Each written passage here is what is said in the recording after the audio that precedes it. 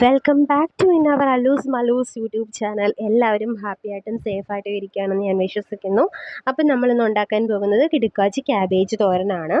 എന്താണ് അത് ഉണ്ടാക്കാനായിട്ട് വേണ്ടുന്ന ഇൻഗ്രീഡിയൻസ് എന്ന് പറഞ്ഞാൽ, ക്യാബേജ് കൊത്തിയരിഞ്ഞത് വേണം, സവോള കൊത്തിയരിഞ്ഞത് വേണം, പച്ചമുളക് നന്നായിട്ട് റൗണ്ടിന് കട്ട് ചെയ്തത് വേണം.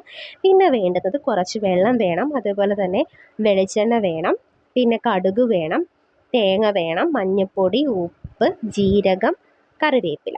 ഓക്കെ, ഇത്രയാണ് നമുക്ക് വേണ്ടുന്നത്. നമുക്ക് ഇത് ഉണ്ടാക്കാനായിട്ട് നമുക്ക് പോകാം. അപ്പോൾ നമുക്ക് പാൻ വെക്കാം. പാനിലേക്ക് നമുക്ക് പാൻ നന്നായിട്ട് ചൂടായതിന് ശേഷം നമുക്ക് കുറച്ച് വെളിച്ചെണ്ണ ഉപയോഗിക്കാം. വെളിച്ചെണ്ണ ഒഴിച്ചതിന് ശേഷം, വെളിച്ചെണ്ണ ചൂടായതിന് ശേഷം നമുക്ക് 1 ടീസ്പൂൺ കടുകിടാം.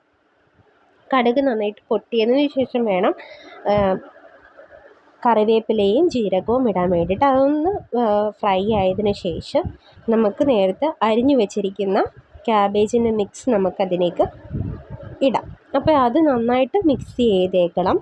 കാരണം കടുകിൻ്റെ ആ ഒരു ഫ്ലേവറും പിന്നെ കറിവേപ്പിലയുടെ ഫ്ലേവറും എണ്ണയും എല്ലാത്തിലേക്ക് യോജിപ്പിക്കണം. നന്നായിട്ട് വഴറ്റിയെടുക്കുക. കൂടുതൽ വഴറ്റരുത്. ഓക്കെ, നമുക്കിനി തേങ്ങ ഞാനിവിടെ പേസ്റ്റ് ചെയ്തല്ല എടുത്തേക്കുന്നത്, അല്ലാതെ ചിരവിയ പോലെയാണ് ഞാൻ എടുത്തേക്കുന്നത്. അപ്പോൾ എല്ലാവരും അങ്ങനെ എടുക്കണമെന്നില്ല.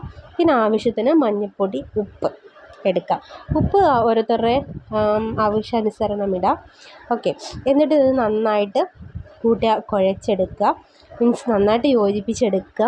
ഇതിന് ശേഷം നമുക്ക് ഇത് നന്നായിട്ട് മിക്സ് ചെയ്യണം. കാരണം ഉപ്പും മഞ്ഞൾപ്പൊടി എല്ലായിടത്തും നന്നായിട്ട് പിടിക്കേണ്ടതുണ്ട്.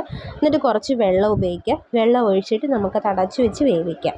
അപ്പോൾ കുറച്ച് നേരം കഴിഞ്ഞിട്ട് നമുക്കത് സേവ് ചെയ്ത് മാറ്റാം. അപ്പോൾ സെർവ് ചെയ്യുമ്പോൾ നല്ല സൂപ്പറായിട്ടുള്ള ക്യാബേജ് തോരൻ റെഡി ആയിരിക്കും. അപ്പോൾ എല്ലാവരും ഇത് കഴിക്കണം, ഉണ്ടാക്കി നോക്കണം. Thank you for watching in our YouTube channel. Okay, അപ്പോൾ നെക്സ്റ്റ് ഒരു നല്ലൊരു വിഭവമായിട്ട് വീണ്ടും ഞാൻ വരുന്നതായിരിക്കും. Bye bye guys.